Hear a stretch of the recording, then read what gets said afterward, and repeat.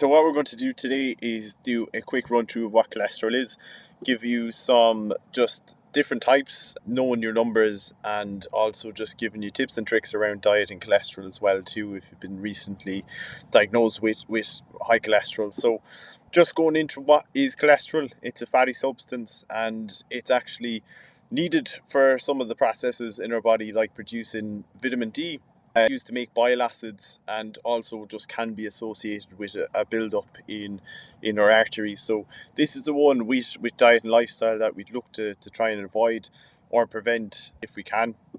So just in terms of the different types of cholesterol, these are some of the terms that you might have heard from a GP or you might have seen online. So there's LDL, VHDL cholesterol, also known as the good and the bad cholesterol. So basically we have LDL here, and this is known as the bad cholesterol, and this is the cholesterol that tends to build up in our arteries and cause those deposits that we want to look to kind of prevent. The HDL here then on the left is considered the good cholesterol. So this actually takes those fatty deposits and returns them back to the liver. So normally when our cholesterol is high, the LDL is going to be a little bit elevated, and we'd normally see a lower HDL as well too most of the time. So just knowing your numbers. So the main thing is to consider here is that genetics can play a big part in cholesterol. So naturally, if there's a family history, your cholesterol could be high just due to genetics, and you might have the best diet in the world, and that might not kind of prevent it. I'm always of the case that you definitely should try it anyway. Definitely do practice good lifestyle, definitely do practice good nutrition, because it's only going to benefit you in other areas of your life as well too. So diet, genetics, gender, age all play a big part in it, and these are generally the numbers that we look to indicate in terms of higher cholesterol. So total cholesterol we want it to be below 5. So LDL we want it to be below 3, HDL above 1 for men and above 1.2 for women, and with triglycerides at 2.3 for non-fasting and below 1.7 for fasting. So a lot of the time you might go to the GP and present with a cholesterol score that is above 5, 5.5, 6, 7, and you might be just recommended to do something from a dietary standpoint over taking the medication kind of first. So these are just the numbers to know in that case. In terms of diet and cholesterol, there's a lot that we can do, and there's a lot that we have done with Apex members that have seen massive changes in cholesterol. So firstly, like the main thing is we want to look out for our fats. So there's different types of fats, ones that we want to include, ones we want to limit, and ones we want to avoid. So these are the unsaturated, the saturated, and the trans fats. So I like to kind of loosely call them the good, the bad, and the ugly in terms of fats. So the unsaturated are going to be rich in omega-3, which are very beneficial for heart, brain, and inflammation. And these are going to be things like avocado, unsalted and unflavored nuts, seeds, salmon, olive oils, all rapeseed oils, avocado oils, things like that.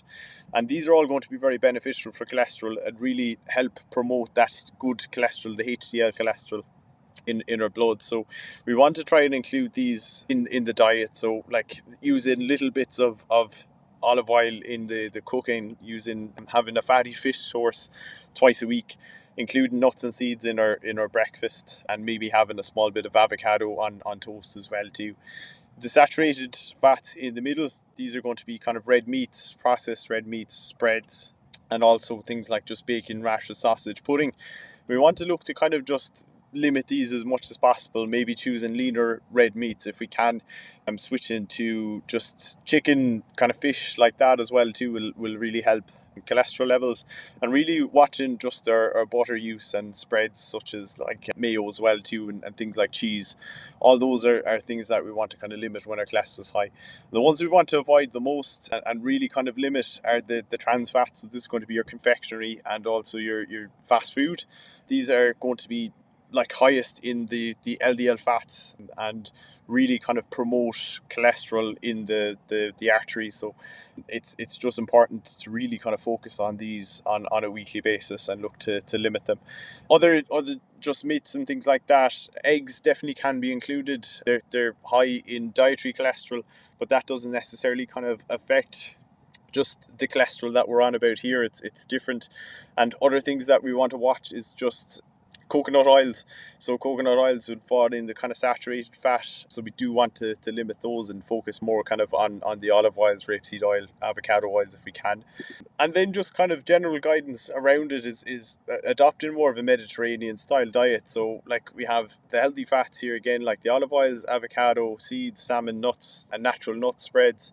We've healthy whole grains like oats, quinoa, brown rice, brown pasta, brown breads, and then getting a good mix of plant-based foods, just like our veg, fruits, and legumes as well too, throughout the week. So all these really promote just lower cholesterol over time, as well as following just exercise, the general kind of movement throughout the day as well too. So a mix of that really does help.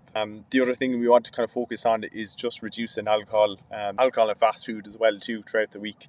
So yeah, so like the main thing is, if you are struggling with cholesterol at the moment, definitely do reach out through the website. Like a lot of people can claim back from their health insurance off consultations. The first consultation is free, so it's just a chance for you to get to know Apex Nutrition and what we do. So definitely reach out, and if you have any questions, don't be afraid to reach out too.